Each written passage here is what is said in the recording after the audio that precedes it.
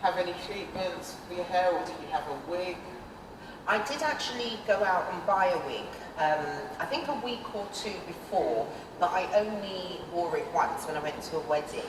But there's a lady on Instagram, I've actually got the wig with me, and her name is Ruth, and she actually makes wigs, because the thing is, there's not a lot of, you can get wigs on the NHS, but they're not sort of designed for women with afro hair. Again, going back to what I was saying, you know, hair's got to look a certain way, where if I wanted to get a wig that represented afro hair, there isn't actually any out there that you can get for free. But there's a lovely lady that I found on Instagram, her name's Ruth, I think you're going to put her details up, aren't you? And out of the kindness of her heart, she makes wigs for ladies. She doesn't charge a penny. Yeah, literally, she'll go through everything, the type of hair that you want, the type of length, colour. She'll come round and she'll fit it for you. And like I say, she just does that out of the goodness of her own heart, because a lot of ladies still do wear wigs. They don't have that confidence to go out, you know, without hair. But yeah, I've worn it a couple of times. Her name's Felicia. So that's my foxy look, yeah. She spends most of her life in the box, most definitely. But yeah, it's just nice to know that you've got it, you know, because like I say, you lose your eyebrows, you lose everything. You have no hair, and it's amazing how different. Complete body hair. Everything, absolutely everything. And so no need for waxing then? No need for waxing. There's always a silver lining, right? Yeah. Oh, wow. Yeah, you lose absolutely all of your hair. And generally your eyebrows are the last ones to go. They sort of go towards the end, you know, when you think, oh yeah, I've still got a bit of eyelashes. And I remember one day I was trying to put mascara on to one eyelash. And you know, you're just like, no, just forget it. Yeah, absolutely. So, you're a cancer survivor. Yes. And we're absolutely happy for you for that. Thank you. But what does the future hold for you? Wow, that's a good question, isn't it? I think it's just to embrace every day and take on any new challenges that come my way. I'd like to do a lot more things to raise support for breast cancer. There's 3 of us in my family that have been affected by breast cancer. My mum's sister, my mum and myself, and I pray I am the last. Like I said, I did a photo shoot the other day. I've hopefully got some other podcasts coming up via Instagram. My children are growing up, my daughter's off to university in a few months' time, my son's 14. So I think whatever comes my way, I'm just going to embrace it, really. I've done nursing for 20 years, I'd like to do something completely different. So whatever opportunity comes, yeah, I'm looking forward to it. The world is your oyster now. Yeah, absolutely. So if anybody's got a job out there. But what other side effects have you actually encountered apart from the hair loss? Another common side effect that I think most people associate with chemotherapy is nausea. That's a big one. Thankfully, I didn't suffer with nausea too much, but I know lots of people that I've sort of spoken to really do suffer with nausea, hence why a lot of people lose weight when they're on chemotherapy. Taste buds, I can't even describe what it's like to lose your taste buds. You know, if you have a cold and your taste buds are a bit off, but it's not even like that, to the point that I went through 5 different brands of water. And if you said to me, would you rather lose your hair or lose your taste buds, I'd rather lose my hair. That is to let you know what it, I just can't even describe it. So that was another different one. The amount of times I'd drive around and think, well, I'm going to try this, I'm going to try that, and I'll just sit there crying because I can't eat it. So, but I didn't actually lose weight, I put weight on. Neuropathy is another one, so it attacks the nerves, one of the chemo drugs. I mean, even now I'm sat here with you, my fingers are just numb. And your feet go numb as well. Water retention, so at one point I couldn't even wear flip-flops, you know, because my feet were so swollen. Headaches as well. So I mean, your nails sort of change colour, they go completely black. To the worst point with my nails, I remember when I was trying to have a shower and the warm water would touch my nails, and it was just so painful. Wow. You know, and lots of people lose their nails. Thankfully, I didn't lose any. Yeah. So the side effects are quite intense. Even my hands, my palms used to be darker in colour, but they're a lot lighter now because they just went black, literally. Wow. So yeah, I mean, when you think about it, it's toxins that they're pumping into your body. So it takes a while to fully recover. Libido is another one. That's Yeah, what I was libido. going to ask. Libido is another one.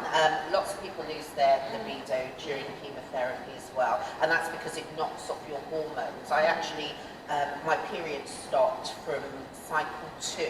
And they haven't yet come back. So that's quite a common one.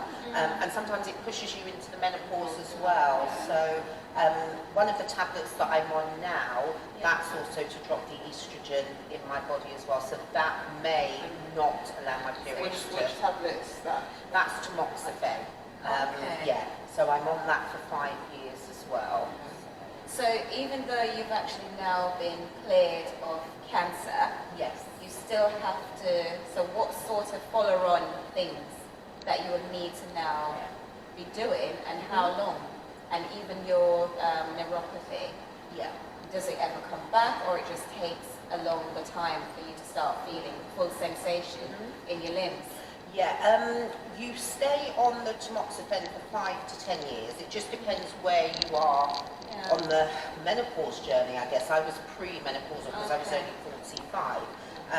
So the tamoxifen drops the estrogen in your body. There's actually 12 different types of breast cancer.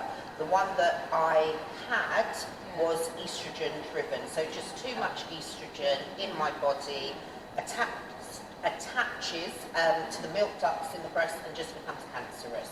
So the tamoxifen lowers the estrogen. I have mammograms once a year, so I've had my first year mammogram, so the cancer as well, and you have that for 5 years. And then you go back into the national programme as every other woman. Which is, remind me, is that from the age of 50? I think they've moved the age. So I think it is from the age of 50, but it varies in different countries because my aunt who's in France, they scan ladies a lot earlier than what they do, and that's actually how my aunt's was picked up on just a routine mammogram. She didn't actually have a lump, and hers was a stage 3. So yeah, I'll do that for 5 years, every year, have a mammogram. Obviously, if you find a lump before, you would go back to the GP. So that's sort of, and go back into the national programme after 5 years. And possibly I may stay on tamoxifen, but they would have to stop that for a couple of months, check if I am menopausal, and then they'll make a decision as to whether they carry on. But the tamoxifen again comes with side effects, bone pains, headache, sensitive skin, joint pain. So yeah, but you know, when you balance that against your cancer free, it's a small price to pay, really. Yeah, there was a question I was going to ask, which I totally forgot. You said your auntie got cancer diagnosed, your mom. It's not hereditary, is it? No, it's not. When I first got diagnosed, my mum felt quite guilty because she thought, you know, she'd passed it on. I mean, don't quote me on this, but as far as I know, if it's hereditary, you generally pass it and get it on to the age of 30. I was seeing, well, I wasn't actually seeing, my oncologist referred me to the geneticist team, but they didn't want to see us because all the cancers have been hormones related. There's no genetic link. There is something called the BRCA gene, BRCA1, BRCA2, which some ladies do have, and that is a genetic mutation that you can pass on. But I thankfully don't have that at all. Yeah. But like I say, there's lots of different types of, hence why there's so many different types of treatment as well. You know? I mean, this must have hit your children, you know, to see that they've been going through it with their grandmother, plus with their grandaunt, and then now their mom. So how did you manage, or as a unit, to just keep those emotions to deal with it and not just suppressing? Because that is would be quite a lot of shock. The different stages that Akofa mentioned in terms of grief and coping. Did your children display any signs, or was it an open thing where they were allowed to not feel guilty, that they couldn't share their emotions because they know that they need to be strong for their mom? I think from day one when I said to them, I didn't keep anything from them. I mean, they're old enough to understand. My daughter was 17, my son was 13, and we'd sort of, you know, as a family been through the cancer road with my aunt and my mum, like you said, and I've always said to them, I constantly say to them, even now, how do you feel? How do you feel?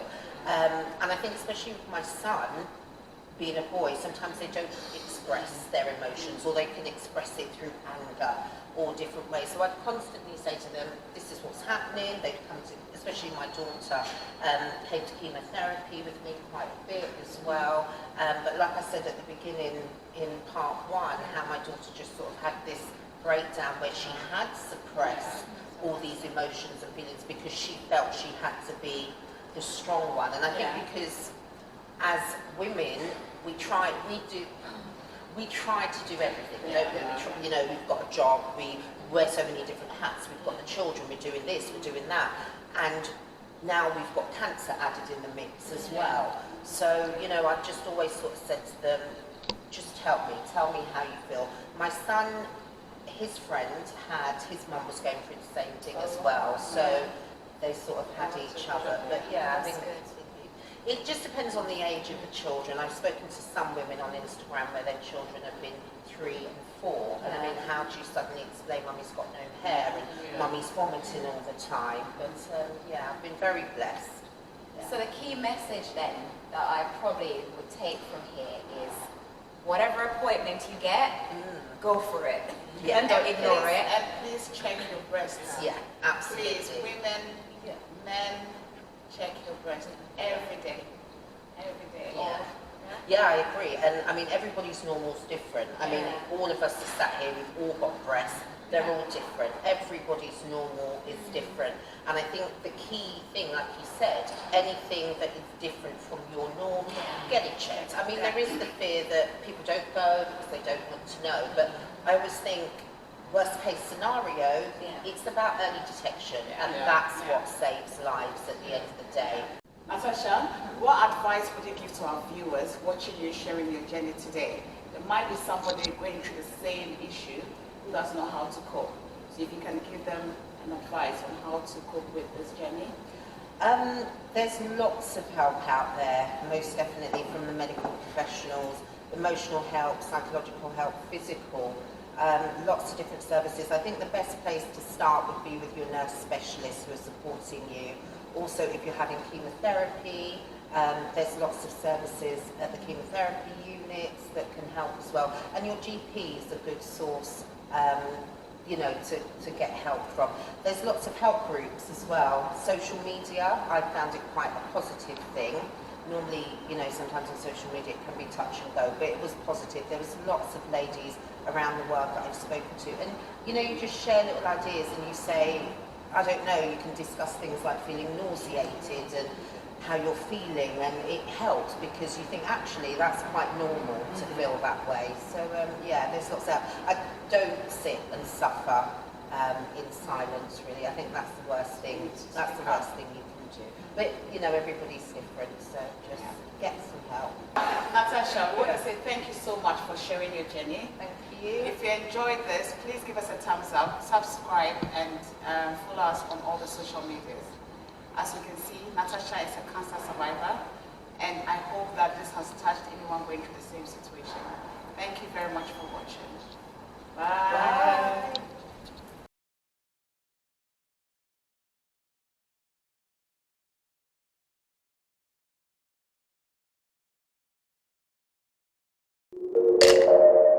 Bye.